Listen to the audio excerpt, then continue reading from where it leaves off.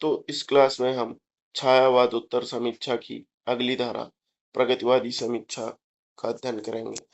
हिंदी की प्रगतिवादी समीक्षा 1936 ईस्वी में प्रगतिशील लेखक संघ की स्थापना के बाद अस्तित्व में आई। इसका सैद्धांतिक पक्ष मार्क्सवाद पर आधारित है, हालांकि व्यवहारता इसके प्रयोक्ताओं ने कहीं-कहीं मार्क्सवादी दृष्टि का अतिक्रमण भी किया है। इसे साहित्यिक जगत में समाजवादी यथार्थवाद कहा जाता है। इसके अनुसार प्राकृतिक जगत की व्याख्या द्वंदात्मक भौतिकवाद से होती है और मानवीय इतिहास की व्याख्या ऐतिहासिक भौतिकवाद से। प्रगतिवादी व्यवहारिक समीक्षा कई समीक्षकों के माध्यम से विकसित हुई, जिनमें प्रमुख हैं शिवदान सिंह चौहान, प्रकाश चंद्र गुप्त, रामविलास शर्मा, गजानन माधव मुक्तिबोध और नामवर सिंह। इनके अतिरिक्त समकालीन समीक्षकों में मलयज, नंदकिशोर नवल, निर्मला जैन, नित्यानंद तिवारी, मैनेजर पांडे और विश्वनाथ त्रिपाठी भी इस धारा में शामिल है। प्रगतिवादी समीक्षा की सैद्धांतिक मान्यताएं। साहित्य स्वायत्त वस्तु नहीं, वरन वह अपने सामाजिक दायित्वों से मथा है। साहित्य का उद्देश्य आनंद या रस की उत्भावना नहीं है, क्योंकि सामाजिक परिवर्तन के लिए समाज को आनंदित नहीं, आंदोलित करने की आवश्यकता है। साहित्य में महत्व वस्तु कंटेंट का है, रूप फॉर्म का नहीं। जॉर्ज लुकास के महान यथार्थवाद ग्रेट रियलिज्म में वस्तु को अधिक महत्व देते हुए भी रूप के प्रति कुछ लचीला दृष्टिकोण अपनाया गया है। हिंदी प्रगतिवादी समीक्षा में भी मुक्तिबोध और नामवर सिंह का दृष्टिकोण ऐसा ही है। साहित्य में प्रतीक वांछनीय नहीं है, क्योंकि प्रतीक मूल बात को छिपाते हैं, जबकि साहित्य का कार्य शोषण के छिपे हुए रूपों को सामने लाना है। तो ये प्रगतिवादी समीक्षा की सैद्धांतिक मान्यताएं हैं।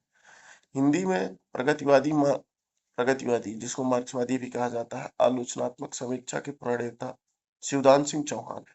तो हिंदी में प्रगतिवादी आलोचनात्मक समीक्षा की प्रणेता शिवदान सिंह चौहान है।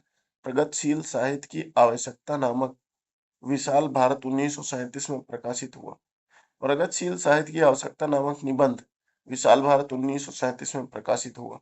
अंग्रेजी की समीक्षक कार्डवेल के मूल्यों से शिवदान सिंह चौहान प्रभावित है। 1951 ईस्वी में आलोचना त्रैमासिक नामक पत्रिका का संपादन भी इन्होंने ही किया है।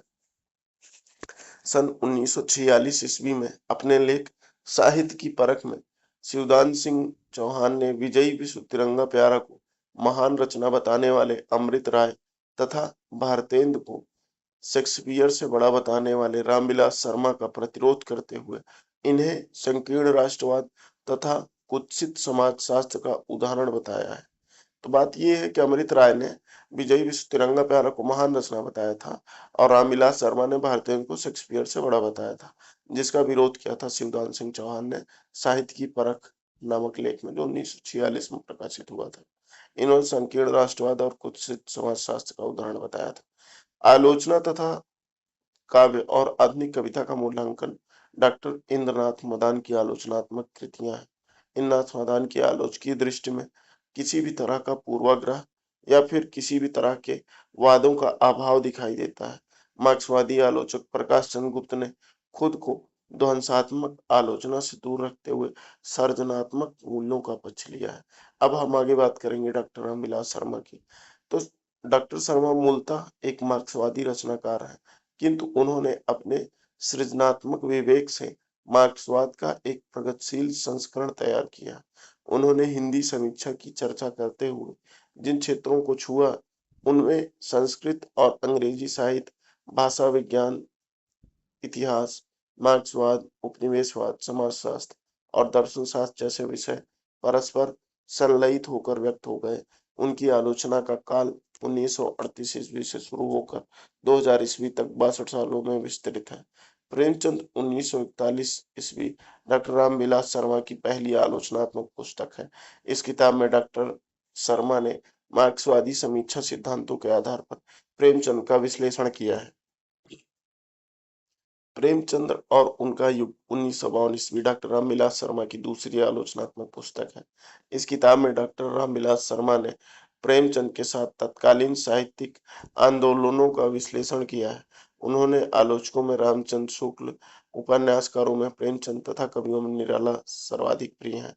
हिंदी साहित्य के राष्ट्रीय और जनवादी तत्वों को प्रतिष्ठित करने के कारण इन्होंने भारतेंदु मंडल, विशेषतः भारतेंदु की प्रशंसा की है। इन्होंने उन्होंने शुक्ल जी के छायावादी संबंधी मत को समझाते हुए तर्क दिया, वे नएपन के नहीं बल्कि अगोचरता, परोक्षता तथा लाक्षणिकता के विरुद्ध थे। नहीं तो प्रसाद की लोक पक्ष समन्वित कविता तथा पंत की प्राकृतिक रहस्य भावना का समर्थन नहीं करते।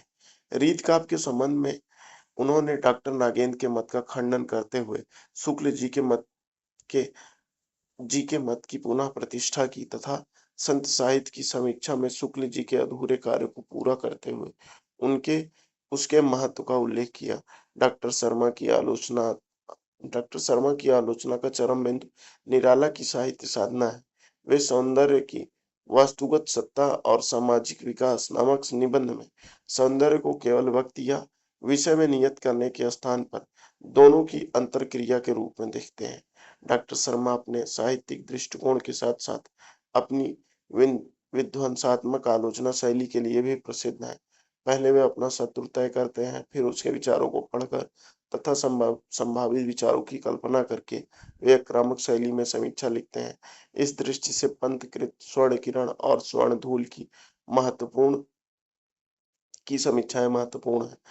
आचार्य डॉक्टर रामविलास शर्मा ने द्विवेदी युग के बारे में अपना मत स्पष्ट करते हुए कहते हैं कि साहित्य में जो रीति विरोधी क्रांति शुरू हुई, उसका पहला चरण है द्विवेदी युग और उसी का विकास छायावाद और प्रगतिवाद में होता है। डॉक्टर रामविलास शर्मा मुक्तिबोध के काव्य को उनके आत्मसंघर्ष से जोड़ते हैं और उनके काव्य में अस्तित्ववाद का, लघु मानव और रहस्यवाद के विराट पुरुष का समन्वय भी देखते हैं। डॉक्टर शर्मा ने शमशेर के काव्य को रीतिवादी, रोमानी, सौंदर्यबोध और मार्क्सवादी विवेक के द्वंद्व का माना है। इन्होंने केदारनाथ अग्रवाल तथा नागार्जुन की प्रशंसा की है। रूप, भावना, विचार और काव्य सर्जना का मूल आधार माना। रूप, भावना, विचार को काव्य सर्जना का मूल आधार माना। श्रृंगार के महत्व को मानते हुए डॉक्टर शर्मा ने करुणा और काव्य का सर्वोत्तम गुण माना। श्रृंगार के महत्व को मानते हुए डॉक्टर शर्मा ने करुणा को काव्य का सर्वोत्तम गुण माना। डॉक्टर शर्मा ने के अनुसार काव्य का प्रयोजन है, कवि और कलाकार का कर्तव्य होता है कि वह उत्पादन संबंधों व उत्पादन शक्तियों के संघर्ष को समझे और अपनी कला द्वारा विकासमान शक्तियों को सहारा देकर उनसे प्रेरणा प्राप्त करके मनुष्य और समाज की मुक्ति की ओर अग्रसर हो।